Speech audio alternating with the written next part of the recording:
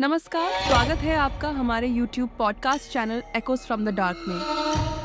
आज की कहानी हमें लिखी है राघव सिंह जी ने भैरवपुर, उत्तर प्रदेश से। कहानी पसंद आए तो लाइक ज़रूर करें। अगर ऐसी सच्ची घटनाएं सुनने में आप इंटरेस्टेड हैं तो हमारा चैनल सब्सक्राइब करना न भूलें। आज हमारे पास उत्तर प्रदेश के सुल्तानपुर के एक गांव भैरवपुर से राघव सिंह की भेजी हुई एक कहानी है। और ये कहानी एक ऐसे अनुभव के बारे में है जो हमें ये सोचने पर मजबूर कर देती है कि क्या कुछ चीजें जिन्हें हम बेजान समझते हैं सच में वैसी होती है। ये दिलचस्प है। कहानी शुरू होती है जब राघव लगभग 10 साल बाद अपने पुश्तैनी घर लौटते हैं। उनके पिता के देहांत के बाद। हाँ, घर वैसा ही था, मतलब शांत, धूल भरा, सिवाय एक चीज के, एक कमरा जिसका दरवाजा हमेशा बंद रहता था। एग्जैक्टली। और आज वो खुला हुआ था। चलिए इस कहानी की परतों को खोलते हैं। ये बहुत इंटरेस्टिंग है। अक्सर बचपन से जुड़ी चीजें और यादें बहुत सुकून देती हैं। हाँ, कंफर्ट देती हैं। लेकिन कभी-कभी यही यादें और चीजें एक गहरे अनकहे डर का दरवाजा भी खोल सकती हैं। बिल्कुल। इस कहानी में हम देखेंगे कि कैसे एक साधारण सा दिखने वाला खिलौना यादों, डर और शायद किसी अनसुनी हकीकत के बीच की लकीर को धुंधला कर देता है। तो राघव उस कमरे में टॉर्च लेकर जाते हैं, अंधेरे में। हाँ। और उन्हें धूल में लिपटी एक पुरानी लकड़ी की गुड़िया मिलती है। और ये कोई ऐसी वैसी गुड़िया नहीं थी। नहीं, ये उनकी बचपन की गुड़िया थी जिसे वो अपनी साथी मानते थे। लेकिन उन्हें ये भी याद आता है कि 9 साल की उम्र में कुछ हुआ था जिसके बाद उनकी माँ ने कहा था कि उन्होंने गुड़िया फेंक दी है। लेकिन वो तो वहीं थी।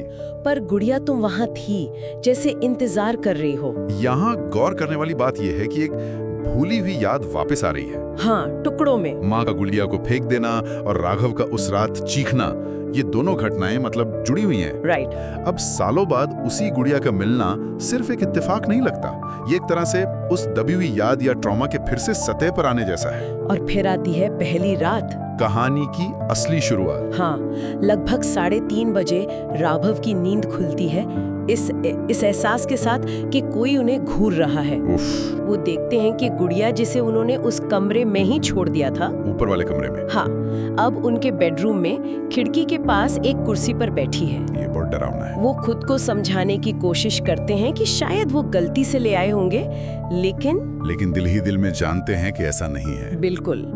उन्होंने गुड़िया को कपड़े में लपेटकर घर के पिछवाड़े में फेंक दिया। Problem solved. या उन्हें ऐसा लगा। हाँ, उन्हें ऐसा लगा।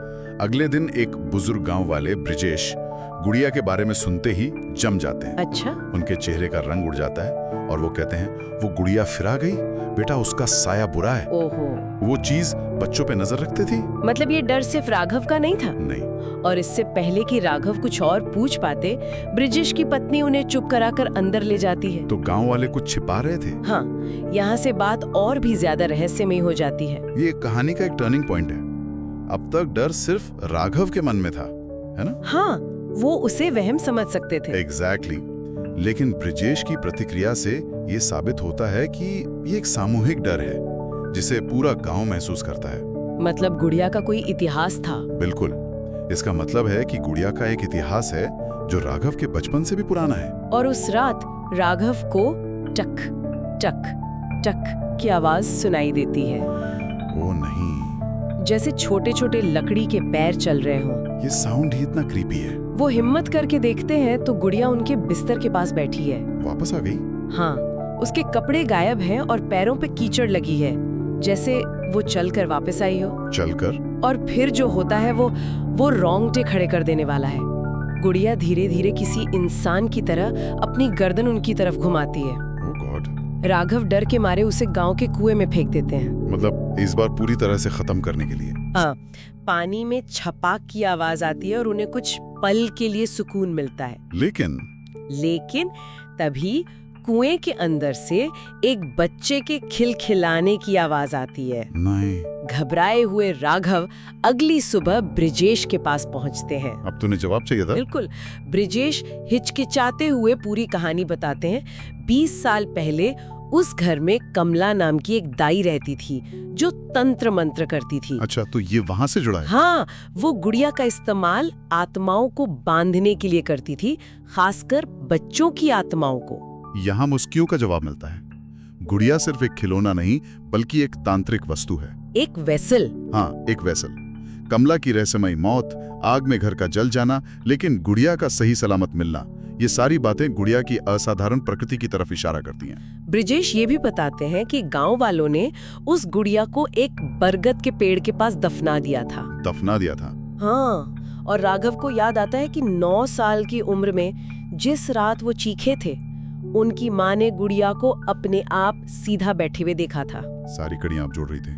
बिल्कुल। The whole picture. अब आती है आखिरी और सबसे डरावनी रात, द फाइनल नाइट। राघव सारी लाइटें जलाकर बैठे हैं, तभी बिजली चली जाती है। जाहिर है। चारों तरफ घना अंधेरा। उनकी टॉर्च की कांपती हुई रोशनी में वो देखते हैं क्या? गुड़िया दरवाजे पर बैठी नहीं बल्कि अपने छोटे पैरों पर खड़ी है। खड़ी है? Oh no. उसकी पेंट की हुई मुस्कान चौड़ी होकर चटक गई थी। ओह। उसकी आंखें गीली लग रही थी, जैसे असली आंखें हो। बाप रे। वो धीरे से अपना हाथ उठाती है जैसे राघव को बुला रही हो। और फिर एक ऐसी आवाज में फुसफुसाती है जिसे राघव कभी नहीं भूल सकते। राघव, क्यों छोड़ दिया मुझे? ये एक जरूरी सवाल खड़ा करता है। गुड़िया का सवाल कोई धमकी नहीं है, राइट? नहीं, धमकी नहीं है। एक इमोशनल लगाव जताने वाला सवाल है, जैसे कोई बिछड़ा हुआ साथी पूछ रहा हो। हाँ, एक तरह का इमोशनल ब्लैकमेल। ये एक साइकोलॉजिकल हमला है जो डर को कई गुना बढ़ा देता है। ये दिखाता है कि वो चीज खुद को राघव का साथी मानती है, एक बहुत ही विकृत, ट्विस्टेड तरीके से। राघव सब कुछ छोड़कर वहां से भाग जाते हैं। मुझे नहीं लगता कोई और भी वहां रुकता। उन्होंने कभी पीछे मुड़कर नहीं देखा। आज भी वो घर बंद है और गांव वाले कहते हैं कि वहां से अजीब आवाजें आती हैं। कहानी खत्म नहीं हुई मतलब? नहीं। कुछ हफ्ते पहले ब्रिजेश ने राघव को बताया कि किसी ने कुएं के पास फिर से वैसी ही गुड़िया देखी है। Oh my God. राघव ने उनका नंबर ब्लॉक कर दिया, लेकिन कभी-कभी रात में उन्हें आज भी वो लकड़ी के कदमों की आवाज सुनाई देती है। टक टक टक। घर से दूर होने के बाद भी? हाँ। तो इस सब का क्या मतलब निकलता है? एक बचपन का खिलौना, एक भूली हुई घटना और एक डर जो पीछा नहीं छोड़ता। ये कहानी बताती है कि कुछ साए ऐसे होते हैं जो जगह बदलने से खत्म नहीं होते।